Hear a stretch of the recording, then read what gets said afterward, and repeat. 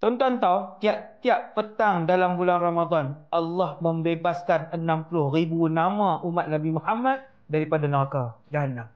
Siapa minta tiap-tiap kali sebelum buka puasa? Tak ada. Sembang, pegang handphone, lepas tu mata duk kali luk apa nak ambil.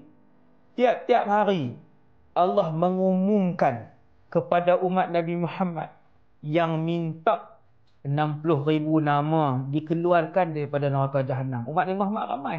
Ramai, berbilion-bilion. Sehari 60,000 je. Tak pernah kita sebut doa yang Nabi ajak, waja'alna min utaqa fi syahri Ramadan. Ya Allah, pilihlah kami sebagai salah seorang daripada yang dibebaskan daripada neraka Jahannam. Allah pilih nama kita. Doa kita naik, Allah makbul. Naik doa kita, tuan-tuan, apa hak kita sebut ni semua dia naik sampai ke langit 1, 2, 3 sampai ke 7. Apabila dia melepasi ke 7 langit, bermaksud dia adalah doa yang dimakbulkan oleh Allah Azza wa Jalla. Rebutlah tahun ni, tuan-tuan.